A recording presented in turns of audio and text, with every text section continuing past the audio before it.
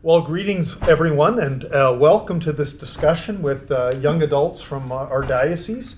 And we're here today to speak about and to reflect on the Holy Father's most recent apostolic exhortation, Christus Vivit, to young people and to the entire people of God. And so maybe we'll begin just by having our four young adults introduce themselves to everyone. My name is Caitlin Deck. I'm from Unity, Saskatchewan. I've spent more or less the last 4-ish years of my life at St. Therese School of Faith and Mission in Bruno, Saskatchewan, and I'm here today to take part in this discussion. My name is Jerome Mopetsi. I live in Bruno, and I've spent most of my childhood a part of a ministry called Cat Chat that helps make the faith come alive for kids. I'm Bishop Mark Hageman, the Bishop of the Diocese of Saskatoon, originally from Vancouver, where I was a priest for 24 years, and then about 4 years in the Northwest Territory as bishop there before I came here. Hello, I'm Catherine Renneberg. I currently work as the coordinator of youth ministry at Holy Family Parish in Saskatoon, and I also live in Saskatoon.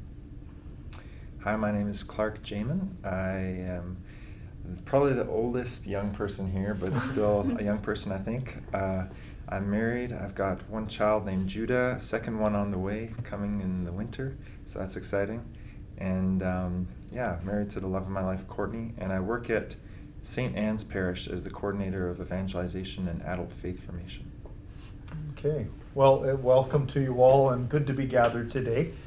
So maybe we can begin with some general impressions, and maybe if each of you could speak to your general impressions of the Holy Father's exhortation in any order you wish. It really excites me. Reading this document, I was just on fire. It got me super excited. Reading Christus Vivit from Pope Francis is kind of like a personal letter to me and to all young people, and it's a good challenge to see all the opportunity available and what we can strive towards as young people, and how we can strive towards holiness. And we have a major role and part in the church, so it's really exciting for me to see. Mm-hmm. Yeah, I feel like over the last 3 pontificates, like there's been a lot of good work done on young people and youth, and I feel in John Paul's era, the thing that I often heard was like, young people are the church of tomorrow. And that's great. And then during Benedict's pontificate, I often heard, like, we're not just the church of tomorrow, like, we're the church of today, we're the church now. And now I feel like Pope Francis is taking it one step further, and he's saying, you're not only the church of right now, but you have like a really special gift to offer, and you have a special position in the church, and you have all these things, and that's really what the document goes into. One of just the energy, that would be the thing that really struck me most about this document. It's just even in the language Pope Francis uses, it's just the energy in which he's speaking to youth.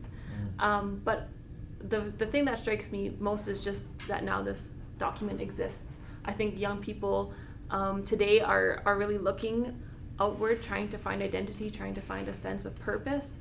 And so we're listening and we're hearing a direction. We're hearing the church give a word to us, specifically as young people, as to how we can work and live and build his kingdom. But also, on the flip side, we're being heard, and the church is listening, and the church is looking to us not just to tell and direct, but also to gain wisdom from those who are young. So for that, I'm thankful for this document. Yeah, I was struck by this document being a profound encouragement for young adults, for myself, but also for all other young people that I know. When the first time I read it with a group of other young people at St. Therese, and a lot of us were really struck by the way he called out dreams and desires in us and encouraged us to go for it. He had to find our mission in life, to keep our eyes on Jesus and to go for it, to go for holiness, to be a saint. And the whole thing is just filled with scripture references, just weaved throughout the whole thing, and many young saints. So each time I read it, I feel really inspired to begin again, because he constantly calls us in here to begin again. To not let any fall knock us down, to keep moving, to keep loving, and letting that love shape our life. You know, I as I read the document a few times, I was also taken with almost the double entendre that comes out. Like it is an encyclical for youth, but it's also an encyclical about how the church is called to be young. It's also called to be wise and the way of the elder, but that's another topic. And there's many examples of that that you mentioned that also come out in the scriptures. One of the ones that spoke to me was on the issue of Catholic education, which is so important, and one of the great contributors of the Catholic intellectual tradition to the world is the proclamation of the good news of Christ. But he speaks there too about not being a bunker. It's a theme that's come up in Francis before, and that the call for the church to be always young is looking at the ways in which the church is called to be fresh, receiving the Spirit anew, always being in an ongoing relationship of ongoing conversion of life and heart with the Lord and one another. I just there's a lot here for everybody, not just the youth, and I appreciate that.